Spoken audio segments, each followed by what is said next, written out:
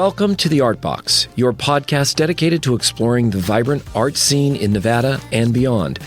Join us as we embark on a journey through galleries, theaters, studios, public lands, and streetscapes, meeting the artists, curators, archaeologists, nature lovers, and cultural influencers who shape our creative community and our world.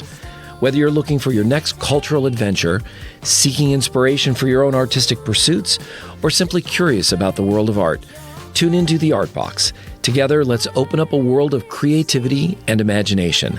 Let's dive in. Dreams, what if the night is about you and me? So lift your head up to the sky. Thank you for joining me. This is MJ of the Art Box within the STEAM Center at Mesquite, Nevada. And I have the pleasure of sitting here today with a very good friend, Monique Long. And she is a local conceptual artist. And I like how I remembered how to say that without looking at my notes. I'm impressed. It's like one of those really long words where it's like, oh, don't ask me how to spell that. I don't know.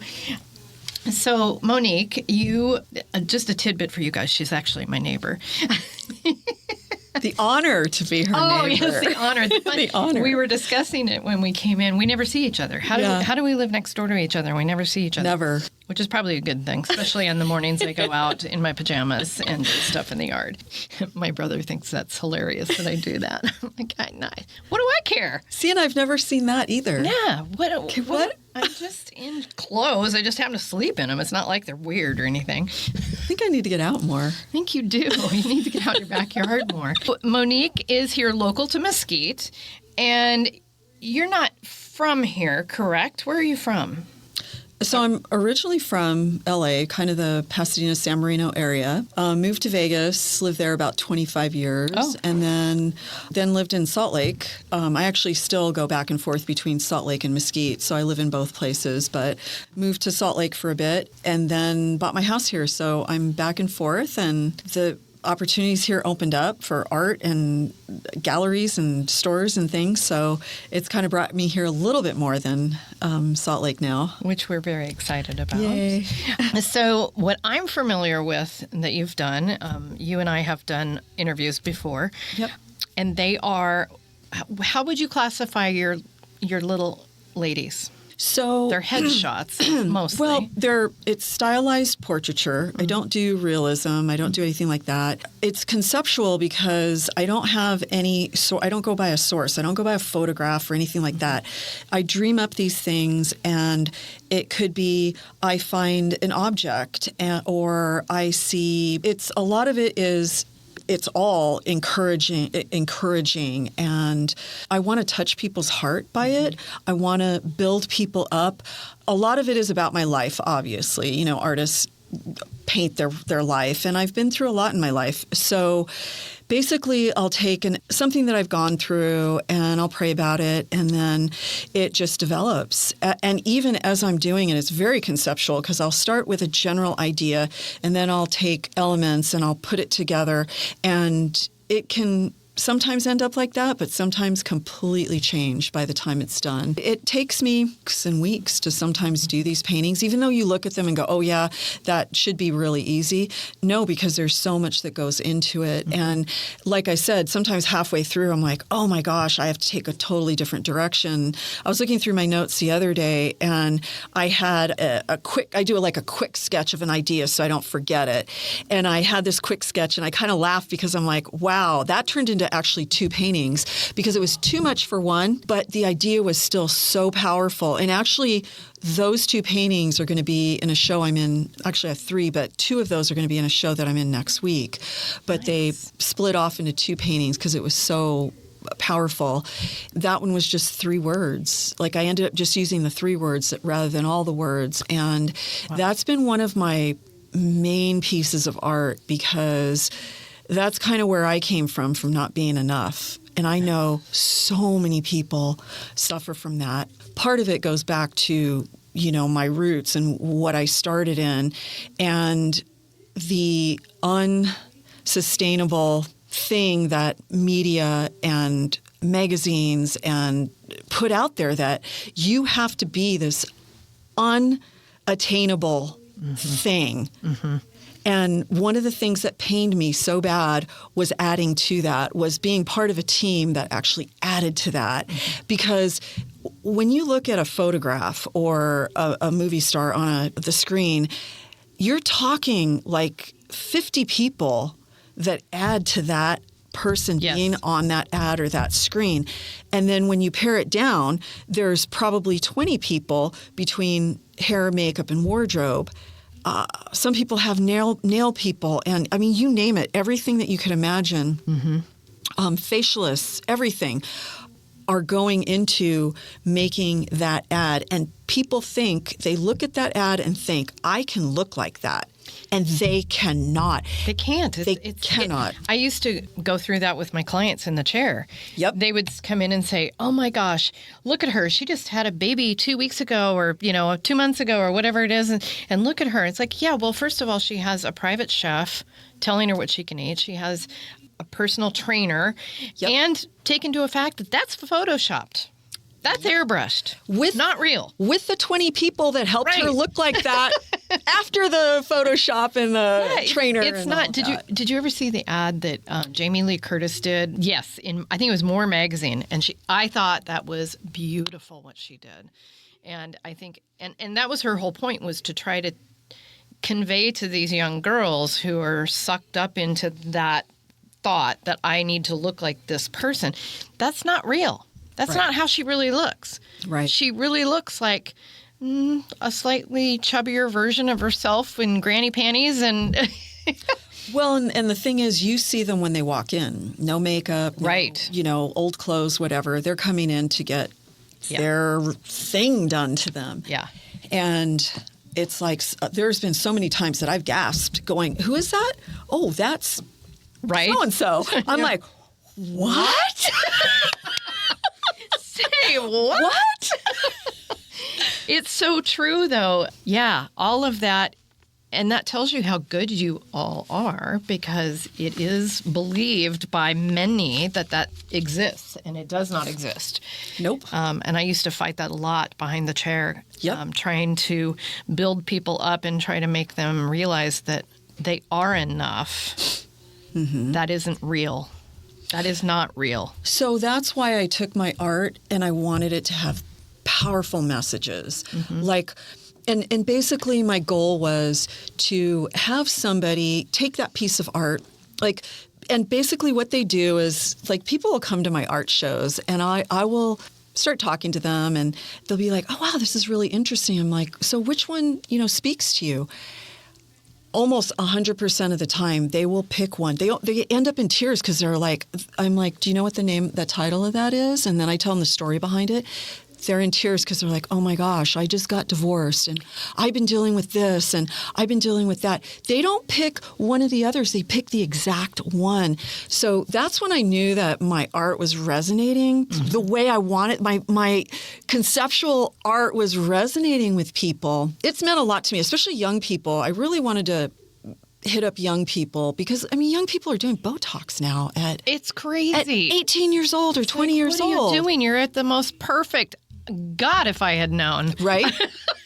that was... I would have been enough. I would have been enough. It's like, oh my gosh. Exactly. And now I'm just grateful for whatever happens. But, it is what it is. But yeah, you look back. I look at my wedding photo and I thought I was fat and I weighed 125 pounds and in what mindset did I think I was overweight? If anything, I was probably underweight. Because we were duped by media and advertising that nothing about us was right. Our teeth, our breath, or you name it, nothing. Nothing. Your body, your height, size, your hair color, nothing. Yeah. And it was effective for a lot of years. I'm starting to see a little bit of a change, and a lot of people have stepped out. A lot of talent has stepped out and said, "Hey, I'm going on social media without makeup or whatever." And I love it. I do too. It takes a lot of guts to do that. Very brave. A lot of therapy. A lot of therapy. That's right. Oh my gosh! So that's amazing. Yeah. And you said you have a show coming up fairly soon. February 6th. I've been in the show 2 years in a row. I have three three kind of large pieces. It's in Holiday, Utah. They do a fine art show, and the reception is on the 6th. Anybody that's in Utah, it's close to the Salt Lake area, and anybody that's in Utah and you want to show up, they're going to have, they're doing things a little different, and they're going to have a band and music, and so it's going to be an art show. It'll be a great date night for people. Nice. Yeah. And last year we had about 500 people go through on reception night, let alone I think the show's there for 2 weeks, but let Oh, alone, wow. It's a long time. yeah. Okay. They do a nice show, and then right after that, they do a tiny art in March. Nice. So, Nice. yeah. And you were just telling me before we got on, A tangent, as usual. let's just say we've been sitting here chatting off air for quite a while about the award you just received, the 4 Pillars. Yeah, that's with Holiday. Holiday's a great city. They really encourage the Never arts. been there. I need to check it out. It's wonderful. And so they have a whole arts thing, just like we do here. We have, arts, but Holiday's art community is really great, and they really promote artists all over Salt Lake. They had a call because I do write as well. I did poetry for quite a long time. When I was a single mom, I didn't have the time to do full-on art, so I used to write a lot. So I started out in journalism, and I moved into poetry and all that kind of fun stuff. But so I saw this call for a poetry thing from Holiday, and I thought, you know what, I'll just throw that out there. And I was one of the winners. So there's 4 pillars that'll go in this art park, and it'll kind of delineate the 4 corners of the park, and they'll have sculpture there and all kinds of stuff. Nice. Yeah, so it'll be kind of cool. Very cool. I have to get the details on it. I don't have the details when or where. I know it got delayed a little bit, but that was quite an honor. That's Yeah. cool. It's kind of a cool legacy. I was excited that my son actually has something to go to remember me. Right. So That's fun. yeah. That's very fun. Yeah. And I know that we kind of dangled a carrot out there to your past life. So anybody listening, probably thinking, what did she do? What did she do? So share a little nugget of what your past life was. So my past life, gosh, I have such a past life. I really didn't know what I wanted to do. Nobody had ever really encouraged me at all throughout school, right? I get to my senior year, and one of my teachers, I will never forget him, he saw a talent in me, and he was like, has anybody ever told you you're a great writer? And I'm like, no. And so I started writing. From there, I started writing for the paper, and through my senior year, I was like, you know what? I love doing this. And because I loved fashion, I was like, I'm going to go into fashion writing. So went to college with every intent of going into fashion writing. So of course I'm taking on, fashion electives. I'm doing art. That's where I started to do actual art. And I'm doing journalism. I'm writing for the paper in college. And then because I started on the art classes and doing the fashion, I'm like, oh, you know what? So my fashion teacher was like, I'm like, what are my options here? I took a whole detour and went to design school and got into fashion design, got my bachelor's in fashion design and business, and then started working in the garment industry. Worked for Diane Furstenberg and did a lot of different stuff because I was freelance. And then I knew that when I was in college, I always wanted to get into the film industry. My family came from the film industry. My dad was a lighting director, and my mom and dad were always going to the Academy Awards and doing things like that. So Fun. It's kind of in your blood once you get. Yeah. I mean, even if you haven't done it, it's in your blood. And my dad said, "Don't get in it, don't get in it." And I was like, "No, if my dad tells me not to get in it, I'm going to get in it, right?" Hide and watch. I'm going to go do it. That tells you a little bit about me, the rebellious part of me. So got into the film industry, and I did that. So got into costume design and did that and styling. I did just about everything in that field. I did photo shoots. I did print and live TV shows, big live shows that I was in charge of, and film and television, you name it. Sitcom. I was a sitcom girl for quite a few years when that was big, and then reality TV came in. So I'm like, okay, guess I got to start doing movies now. And Yeah. when you're freelance, you just take whatever gig you can get. Sure. And so I did that up until just after COVID. And then at that point, I was like, I kind of at the point of my life where I really want to do something different. Art was always on my my plan, like kind of when I retired or when that space opened up that I could do it. And that space opened up during COVID, and I was like, you know what? It's been a long time. I don't even know if I can do it. And I just said, I'm going to do it, see what happens. And I shadowed my friend for a year, and I'm going, I think I can do this. It's almost the same thing. I'm just doing my own, instead of doing clothes and putting those out, I'm putting out paintings. And so, all my marketing background came into play. And so I take my art and I do a lot of, as you know, I do a lot of merchandise with it. So I market merchandise. My stuff is very graphic, so it lends itself to being put on mugs. Yes, it's really cute. Right. It lends itself. But my whole goal was always to have somebody resonate. I started saying this earlier, resonate to a piece of art.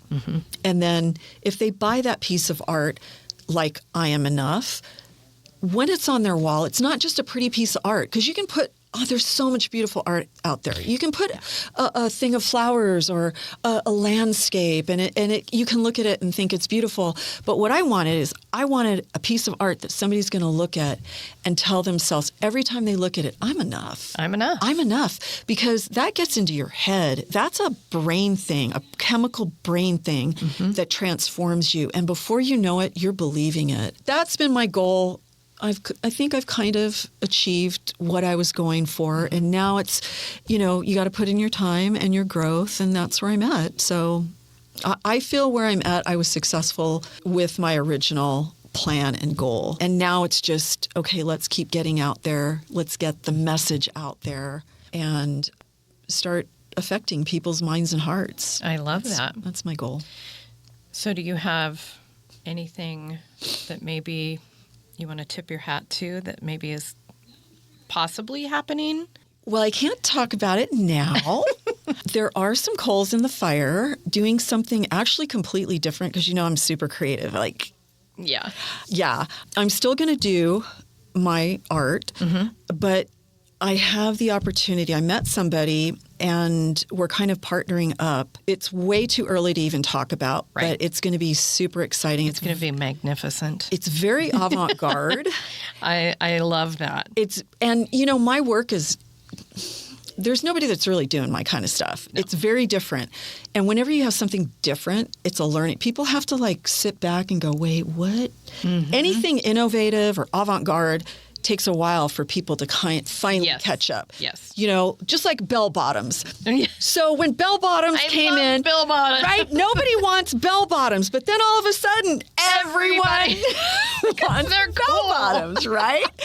So it's very avant-garde, and so I'm going to probably be working on that and also doing my own stuff. And that's going to be my stuff too, because I'm learning the process from someone who's already mastered it, and I'm learning the process, and together we're going to hopefully get this thing off the ground, and it'll I love be very the fact different. that you're constantly open to learning new stuff, tweaking something a little bit, maybe going a little bit of a different direction, or bringing something in that you hadn't thought about. I love that. Well, I've always been a big picture person, and I've always been, if a door closes, another one opens. It does. A door recently closed, and they're like, oh, are you okay? Are you upset? I'm like, no, that just means a new door is opening. That's right. And it was about the time that this was all starting to develop, and, we were brainstorming, like, what are we going to do? What's it going to look like? And I said, that could be because you never know. Okay, you got these ideas, but you never know. But as other doors start closing, you start to see the path open. And because I'm big picture, I can see the path from above, right? I'm like, how do we get over here? Because I can see it. Yeah, that's awesome. So, this other opportunity, it was a bummer that this kind of door closed, but I was like, okay, it's closing right at the point that all these ideas and plans are coming up.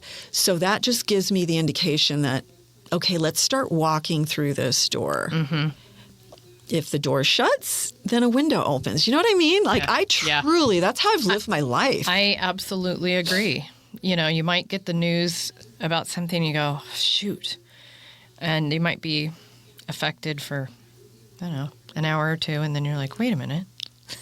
Well, when you get to a certain age, you've been through it so many times that you're like, okay, whatever. Like, let's keep moving. Let's see where we're going now. You have to. Yeah, you do. You have to. You do. That's how I've been able to survive as a freelance person, raise a child that way, but as a single mom, freelance, because if, in my industry, there's always a strike or a this or a that.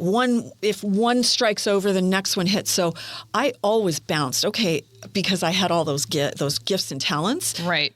I could always go, okay, well, I did fashion. I'll go back in the fashion industry. And I did that for years. So my resume, Crazy long. Crazy. Long. I think I'm up to 5. I don't even have the art on there. I think it's 6 pages now. Holy cow, I love it.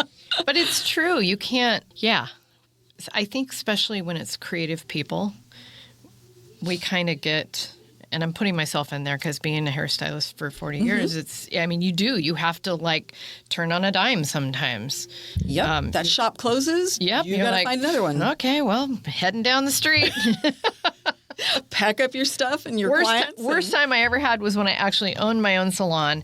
And, I think every girl that comes out of beauty school, that's the dream. That's the ultimate dream. And it's like the biggest nightmare because you're the janitor. You're the receptionist because she called in sick because she stayed out and partied too late the last night. Plus, you got your own clients to do. Plus, you got to worry about the drama that the other guys have brought in. It's insane. Yep. So I much preferred when that all changed and went to where you just go in and rent your station.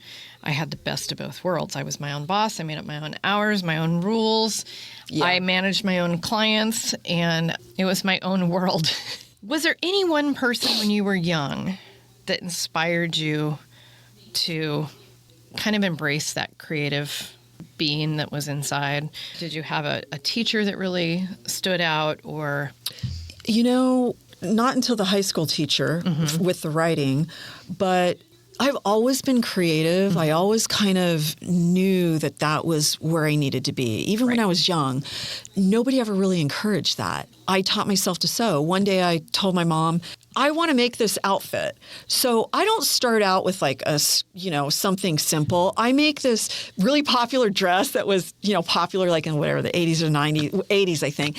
And I was like, I want that dress. I can't afford it. So I'm going to sew it. And I did. Back in the day when sewing was economical. I took an economics class. I mean, it's not anymore. It's expensive. Oh, no. I can buy it cheaper. Oh, yeah. You can buy it cheaper now. I can buy it cheaper. Back then, we had home ec and And you could buy a few yards of fabric for nothing. Yeah. But now it's more expensive than going shopping. And so, I taught myself to sew. And I was always doing some kind of creative thing, whatever. Kind of got out of it through high school because you're doing all the elective stuff. But like I said, that last year of high school changed my life. Yeah.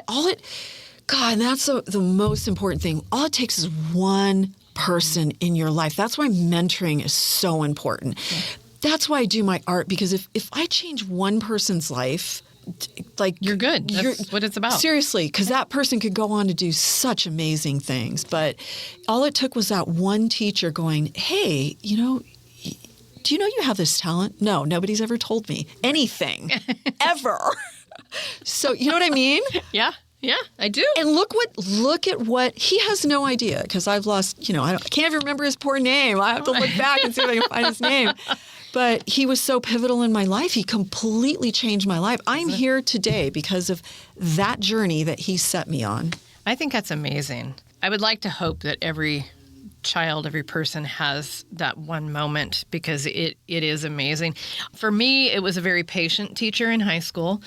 And through Facebook, his daughter, who was in the same class as I was, we got to chatting one day. And I said, is your dad still around? And she said, yeah. And I said, do me a favor and tell him thank you. He realized it was a math thing, and that's not where my brain was. I skipped history and math and science to go be in the art room. There was a reason I was over there. And he was so patient, and he helped me so much. And I said, just give him a big hug from me, because, he was just such a great man. Well, that's pretty much why I got into the arts as well. Yeah. Same, I forgot, but I hated math, hated science. And I was like, what I do can not want to cut a frog open. Right? Thank you very much. Hated it. I was like, what can I do that I can do enough math to measure. Oh, right. Yeah. I have a great eye. I don't even need the ruler. I can eyeball it. I do the same thing. The very same thing. Yeah. So those of us who can't, do something else. That's right. And my husband laughs at me. He's gotten used to it after 30 years. But if he brings up, he was in the financial world and he speaks all that weird stuff. Oh, it's so weird. It's so weird to me. None of it. And he'll start in on something and I glaze over. I know I do. And he goes, I just turned into Charlie Brown's teacher, didn't I? I'm like, yeah, I have no idea what you just. I don't know. I don't know. And I don't care. Can we glue in glitter anytime soon? 'Cause that's where my passion is. Oh my gosh. Yeah, my mom used to laugh and say that when their house sold, whoever bought it, ripped up the carpet, would still find glitter from when I was a kid. Because anything that stood still long enough got glued, glittered, painted. Did you do your glasses? I see. No, but aren't those awesome? Those are pretty blingy. Those are awesome. a statement piece. Yes, they are. Well, if I got to wear readers, let's go big. I think I might need a pair like that. Yeah, they're pretty awesome. Who has inspired you recently? Oh, Maybe. not so much with my art, Right. but in this new direction. Yeah, it's I'll share it's photography. So that was always, again, I've done jewelry, fine art. I had to pick something. Right. I was doing photography before, not like professionally or anything, but I always love photography. I've got my family is very artistic. My great-grandfather was a sculptor in Italy, and his sculpture is still all over Europe. So he was my great-grandfather. So him and my great-grandmother used to tour all of Europe doing sculpture work. But it's trickled down because almost everybody in my family does some kind of art, photography, painting, whatever. Comes from a very artistic background. And I thought about photography for a while, and I'm glad I didn't do it because I'm so excited to possibly do this next part. New fun. Yeah, because it's not just a picture of something. It's very different. And I can't wait to see what you've got up your sleeve. Yeah, I have a little bit. I'm going to actually post one today on one that I did that I really like. This is where I started to get really excited because I'm like, okay, I think maybe I can do this too. So we'll see. It could be really fun. Yeah, but we'll see where it goes. You never know. Again, if that door gets slammed, we got another one opens. Yeah, another one opens. So it's all good.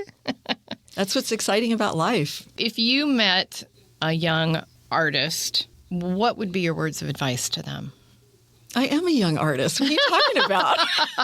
No, you're not, because you've been doing this for so long. And I mean, even with your fashion stuff, that's still art. So you've been doing art for a long time. What would I tell them? Yeah, what would be your words of advice? Run. Run as fast as you can. I would say that if it is not your absolute passion, don't do it. Yeah. Because it depends what you do. Right. If they're in the film industry, you're going to make a ton of money. You're going to make a lot of money. If you're an artist, you're not going to. It's a start. Yeah. But you have to love it because you're freelance basically. Mm-hmm. So you never know when you can't rely on a paycheck, a weekly, I'm going to make $1,000 this week. You can't rely on that. Yeah. So everything's freelance. You have to be willing to go without. You have to learn to manage your money. Mm-hmm. Even in the film industry, that's where I learned to manage my money because I'm like, I may not have a job next month or for 6 months. And I learned to, especially being a single mom, I learned to make those pennies like go. Where I would see people in the industry, because you're making so much money, they're like, a show would end and they'd be broke. Yeah. Yeah. So I really learned some financial principles, mm-hmm. which have gotten me through, and I've been successful. But you have to love it. Mm-hmm. You have to absolutely love it. The hours are long, mm-hmm. pay sucks, but the reward. I ran into somebody the other day that I didn't know that knew my name. And they were like, what do you do? I go, well, I do these stylized faces. They're like, oh my God, I love your work. And it's like, and then they started talking about it. And that's where it's so rewarding. Not that I need the accolades, but it's penetrating and resonating with the message. Yeah, it confirms that you're doing what you should be doing. Right. Yeah. And that's That's worth a lot. Yeah. I love that. So, Wow. and I would also say do something different. Don't do something that everyone else is doing because there's a billion artists out there. Right. And it's easy to, of course, like I'm not the level of somebody that can do realistic, oil painting. Right. I have friends that are amazing painters and whatever. That's not my thing. Right. You have to be really secure in what you're doing because it's really easy to get off on a tangent, just like the I'm not enough. Right. I have to really put those principles into play here because I'm not a Rembrandt, not even close, but I got a damn good message. I love your pieces. They're fun. I look at them and it just makes like my heart smile. That's what I see when I look at your pieces. Oh, thank you. Yeah. And I love the fact that it can be on a coffee cup or a coaster. I love that. Oh, I forgot I did have coasters. Yes, I think they'd be Tote great. bags, coasters. Tote bags. I think they'd be a great scarf. There's other things in the works. It's just a lot of work. It's hard to do the art plus the merchandising plus the selling plus it's a lot. So I had to kind of pare it. Right now I've kind of pared it down to the best sellers, which are pretty much the mugs and the tote bags. I love the tote bags. I think they're adorable. But so cute. Eventually maybe get into some of the T-shirts and merchandising and stuff like that. I want to, Yeah. I have some friends that do some sublim. I think it's called sublimination or something like that. Oh, yeah. Yeah, and do a lot of blingy stuff as well. And Right. I've talked to her. We went to college together, and she's like, "Are you going to do T-shirts? Because we can get together and do T-shirts." I'm like, "Yeah, down the line. Not It's a yet. lot." Not yet. Hold your horses. Yeah. That's awesome. Again, another door, right? Right. So I have all these contacts in my pocket that when these things open up, I'm like, oh, I can call this one and that one and that one and the other one for publicity or that because I've done crazy stuff. I think it's finally all coming together for some reason. I love it. I love it when it finally happens for us, you know. We're going to be publishing all kinds of stuff, how to see your work. I think you sent me a Facebook link, and she sent me a long list of stuff, and I just kind of quickly perused it and went, okay, got it. So we'll make sure that all of that is out there for people to check you out, see what you're about. Yeah, right now they can find me on Facebook and Instagram. Yep. Still working on a website. Haven't actually needed it, so I've been kind of putting that off, trying to get all this other stuff going. You can always find out what's going on through my Instagram or Facebook. Yeah. How fun. Well, again, I love interviewing you. It's just an easy interview, and, never know what rabbit hole we're going to go down. So Yeah, we did pretty good this we time. did pretty darn good of staying on topic. Yeah. We way rabbit holed last time we had an interview, like way off topic. Well, it's fun to sit down with somebody. We've had a little bit of a similar past, so it resonates and we have fun. But I just want to. I love that you agreed to do this, and Thank you for having me. It's such an honor. oh, please. It is. Come on. Oh, so yes. So we're going to make sure that you guys listening have all of her contact info, and you'll get to see her beautiful face, and you will get to know and love her work as much as I do. So thank you. Thank you so much, MJ. Oh, it's totally my pleasure. It's a lot of fun. It is. I hope we get to do it again. We will. We will. We will. I know for sure we will. Perfect. That's awesome. Thanks for joining us, guys.